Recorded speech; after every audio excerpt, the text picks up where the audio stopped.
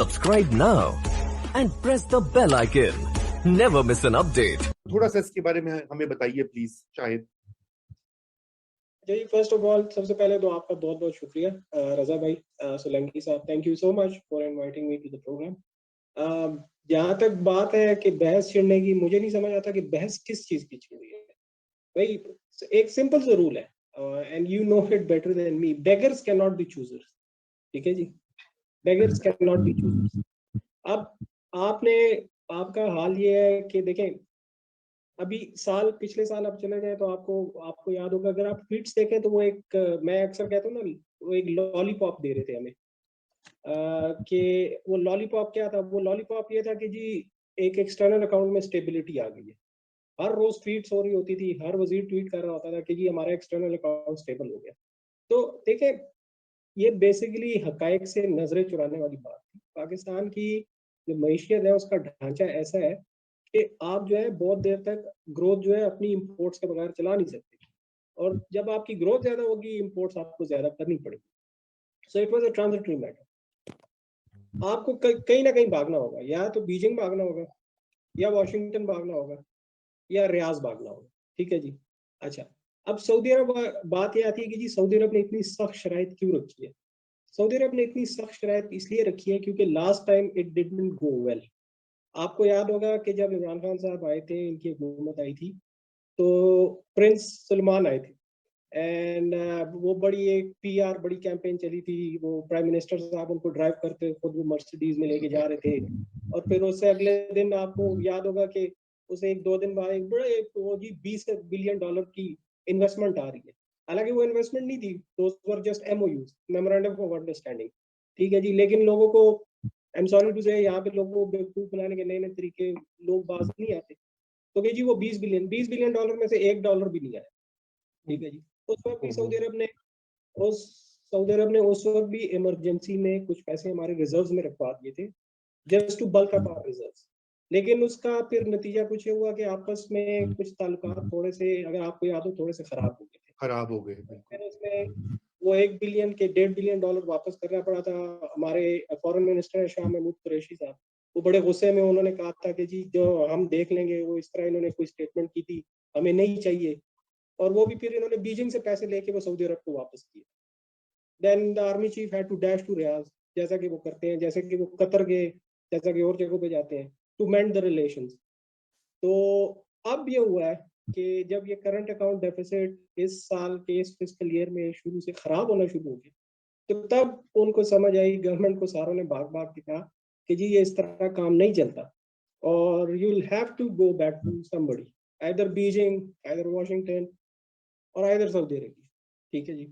तो आखिरकार सऊदी अरब के पास गए, लेकिन सऊदी अरब ने इस बार जो है, गिवन द लास्ट एक्सपीरियंस, तो उन्होंने इस बार इनको जगह पे रखा है। और एक तो वो होता है ना जनाटेदार थप्पड़, वो तो वैसे ही पड़ते रहते हैं, वो तो उसके आमादी है, खैर है, जो हमारी मईशत जिस तरह की है। लेकिन इस बार जनाटेदार थप्पड़ के साथ एक लात भी मार दी। तो उसमें जो सुनने में आया शराइत में ये भी है कि वो जिस वक्त चाहें दे कैन रिकॉल दम। ठीक है जी, वो $3 बिलियन अपना किसी वक्त भी रिकॉल कर सकते हैं। ठीक है। और माशाल्लाह यहाँ पे तो हमें वो रियासत मदीना और रियासत मदीना का हमें बताया जाता है, लेकिन हमारे इस्लामी ब्रदर ने हमें 4% सूद पे सुनने में आ रहा है कि ये $3 बिलियन रखवाए। एंड माइंड यू, हम IMF वगैरह को बड़ा गालियां देते हैं, लेकिन IMF जो सूद लेते हैं वो इससे कम है। तो ये तो शायद बड़ी अजीब बात है। आपने तो सूद तो हराम नहीं है, क्योंकि वो खादिम रिजवी साहब ने कहा था जब सूद मांगे कोई तो उसे इनकार कर दो, उसे कोई तो हलाल नहीं है। हाँ, और अगर ज्यादा टर करे तो उनसे कहें कि ये आया गौरी मिसाइल।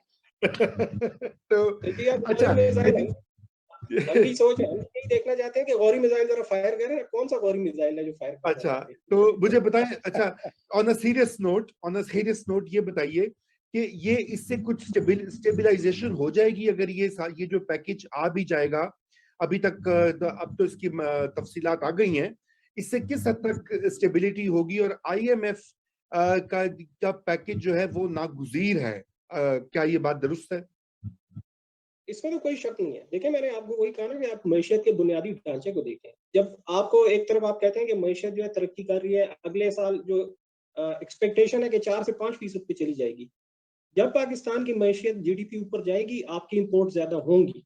वजह उसकी बेसिक है, बुनियादी एक वजह मैं आपको बता देता हूँ। तो इसलिए क्योंकि जैसे जीडीपी ग्रोथ ऊपर जाती है, use of energy also increases. आपको एनर्जी ज्यादा इस्तेमाल करनी पड़ती है, और पाकिस्तान की एनर्जी जो है वो सारी इंपोर्ट्स पर डिपेंडेंट है। ठीक है जी। तो अब इसमें कोई शक नहीं है, आपका आईएमएफ का पैकेज भी नागुज़ीर है, और सऊदी अरब की तरफ से इमदाद जो है, जिसमें $1.2 बिलियन जो है वो डिफर्ड ऑयल पेमेंट्स है। $3 बिलियन तो वो आपने वो जो स्टेट बैंक पे रखवाएंगे रिजर्व में, कि रिजर्व को सहारा देने के लिए, ताकि रुपए की वैल्यू मजीद ना गिरे डॉलर के अगेंस्ट, वो इसलिए। और जो $1.2 बिलियन है वो ये है कि तेल खरीदेंगे, लेकिन एक उसी वक्त पैसे नहीं देने पड़ेंगे, डिफर्ड पेमेंट्स में होंगे, वो बाद में पैसे देंगे। सो क्या होगा, आई कैन ओनली से, एक सिंपल मैं आपको बात बताता हूँ, it will give you breathing space. ठीक है जी। थोड़ी देर के लिए वो जो इनएविटेबल है कि आपका फिर करेंसी का और करंट अकाउंट का क्राइसिस आएगा, दैट इज इनएविटेबल। जैसे 4 से 5% पे ग्रोथ जाएगी, ये मसला होगा, लेकिन आपको थोड़े अरसे के लिए ब्रीदिंग स्पेस मिल जाएगा कि यार वो करेंसी, वो बहुत ज्यादा डॉलर जो है वो आपका लॉस नहीं होगा, बहुत ज्यादा पेमेंट्स, इंपोर्ट पेमेंट्स नहीं करनी।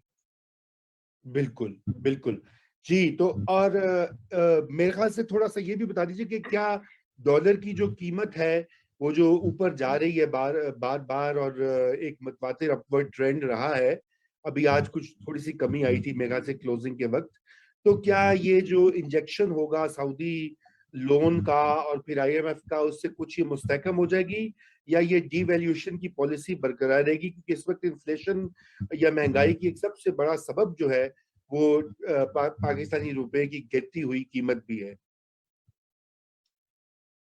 देखिए, ये दो मुख्तलिफ चीजें हैं रजा भाई, इसमें मैं आपको क्लेरिफिकेशन एक कर दूं। वो एक ये है कि जो रुपए की कीमत है, जो डोमेस्टिक करेंसी की कीमत है, वो सिर्फ आईएमएफ या सऊदी अरब के पैकेज पर नहीं डिपेंड करती। अब आप देखें, कुछ अरसे पहले ही आपने देखा कि टीएलपी का जो उन्होंने मार्च किया, और फिर वहां पे जो हालात बने, एक बहुत बड़ी अनसर्टेनिटी बन गई थी पाकिस्तान में। तो उस दौरान आप देखें कि रुपए की वैल्यू जो है एकदम इट स्टार्टेड लूजिंग। हालांकि उस वक्त कोई ऐसा मसला नहीं था। अब सऊदी अरब के पैसे भी आ जाए, आईएमएफ के पैसे भी आ जाए, लेकिन अगर पाकिस्तान में इसी तरह पॉलिटिकल अनसर्टेनिटी रहती है, मसाइल रहते हैं, ठीक है जी। अब मिसाल के तौर पे अगर पीडीएम या अपोजिशन जो है वो लॉन्ग मार्च का ऐलान कर देती है, इधर आ जाती है इस्लामाबाद, तो आप बेशक सऊदी अरब की बजाय बीजिंग, सऊदी अरब, वाशिंगटन, जिस मर्जी के पैसे रख ले, रुपए की वैल्यू गिरेगी, क्योंकि ये अनसर्टेनिटी से भी काफी बहुत क्लोजली रिलेटेड है। दूसरा, महंगाई का जो मसला है, देखें, the last time I wrote an article about this and all, जी वो मैंने आपसे शेयर भी किया। असल में महंगाई का इशू जो है वो रजा साहब, हमारी अपनी पॉलिसीज की वजह से बहुत बड़ी कंट्रीब्यूशन उसकी है।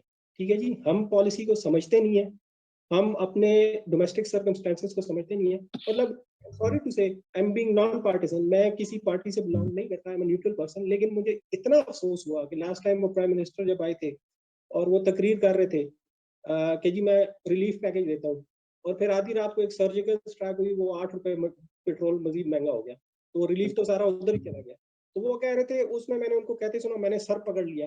वो कहते हैं कि जी ये 2 खानदान अपने पैसे वापस ले आए, तो मैं इन्फ्लेशन आधी कर दूंगा। तो मैं तो सर पकड़ के बैठ गया कि ये आखिर इनको कौन समझाता है, इनकी तकरीरें कौन लिखता है।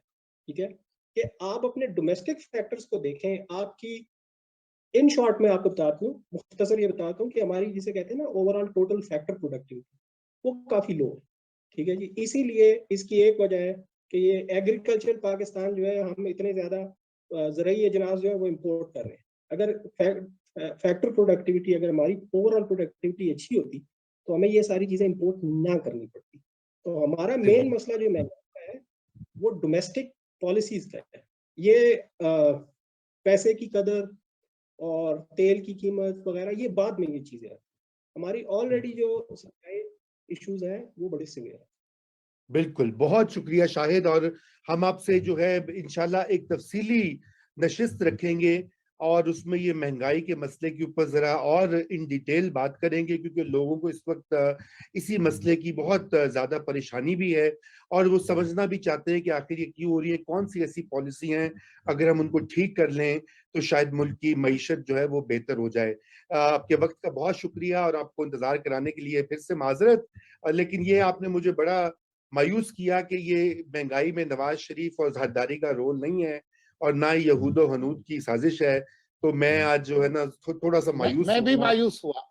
जी पूरी कौम ही मायूस है, पूरी कौम ही मायूस है। जी जी जी हम सब मायूस जी। है, इसमें ना यहूदो हनूद का कोई वो जिक्र है और ना उनकी कोई साजिश है, ना IMF की साजिश है, ये हमारे अपने इसमें बिल्कुल मसाला नहीं था, ये बड़ी ब्लैंड किस्म का फूड था आपका, लेकिन आपका शुक्रिया। लेकिन ब्रेकिंग ऑफ द सेंचुरी है जी, ब्रेकिंग न्यूज ऑफ द जी जी इब्राहिम बहुत साहब, शुक्रिया। शायद साहब आइंदा भी आपसे थैंक यू जी, thank you so much, thank you. Thank you.